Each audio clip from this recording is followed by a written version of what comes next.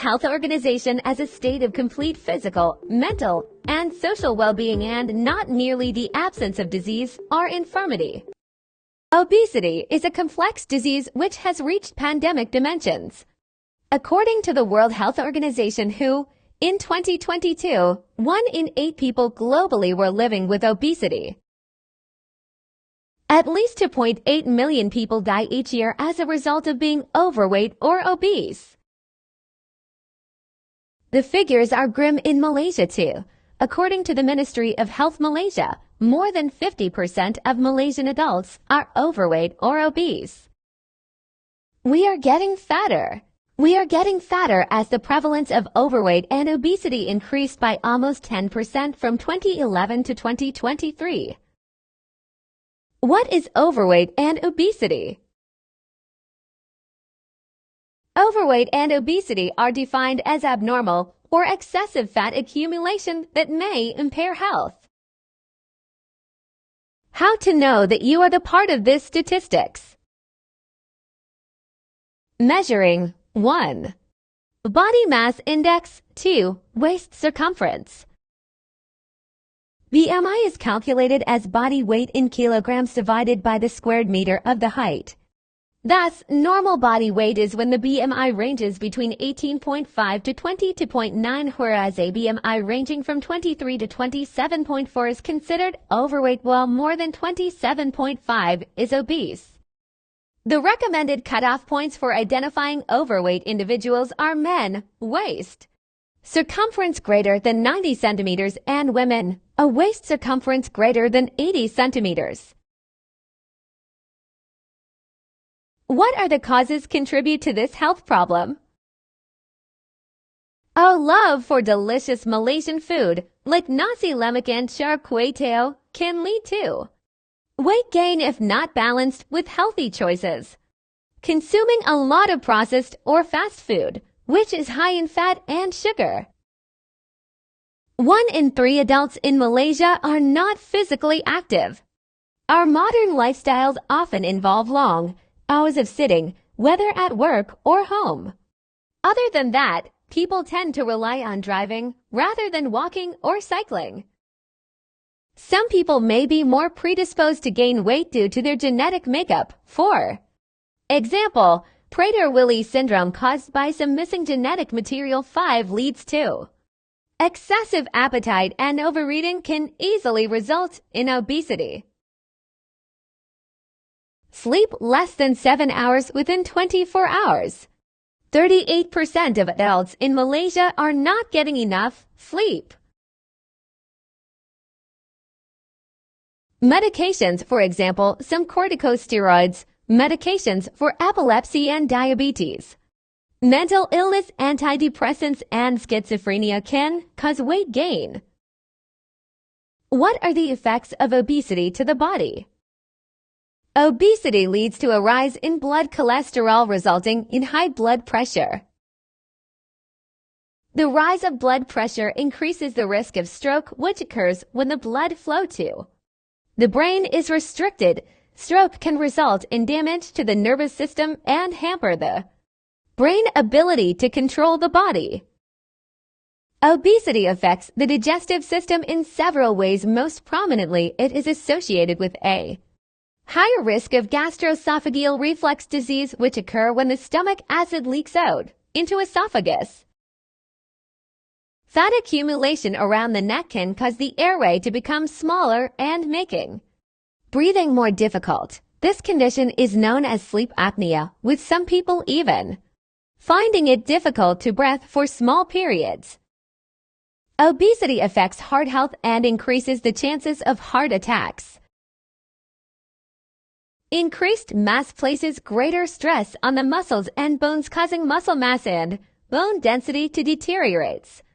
This is known as osteosarcopenic obesity. It results in an increased risk of physical disability, fractures, and insulin resistance. Obesity results in decreased testosterone, which affects libido. Along with that, being obese can make it difficult to conceive and increase the risk of serious complications during pregnancy. Finally, being obese can also negatively affect mental health.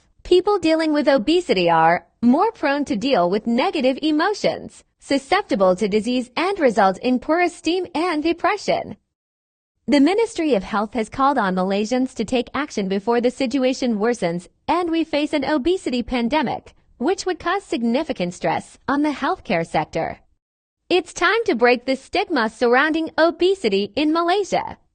We must support and encourage each other to make healthy lifestyle choices. Compassion and understanding can make a world of difference. Self-management for weight loss. 1. Lifestyle interventions. 2. Nutrition concepts. 3. Multidisciplinary weight loss program. 4. Support. Lifestyle interventions. Do regular exercise by aiming for at least 150 minutes of moderate intensity.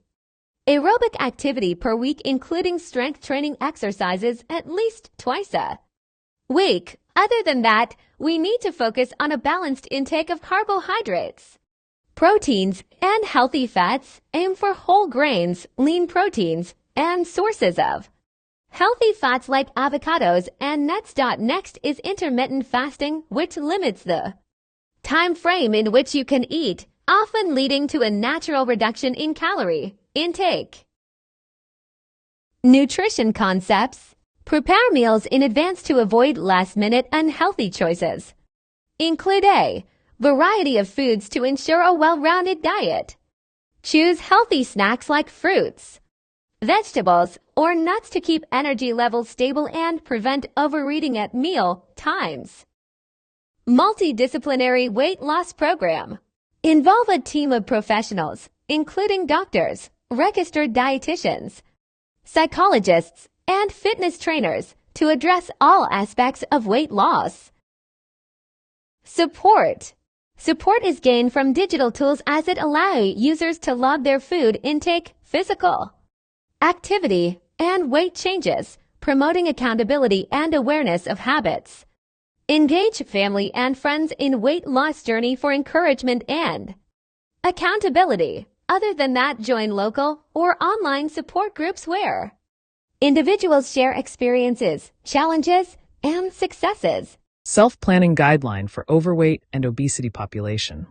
We have 7 elements of self-planning guidelines. 1. Goal-setting behavior. 2. Problem-solving. 3. Self-monitoring of behavior. 4. Review behavioral goals. 5. Social support. 6. Graded task. And 7. Behavioral practice.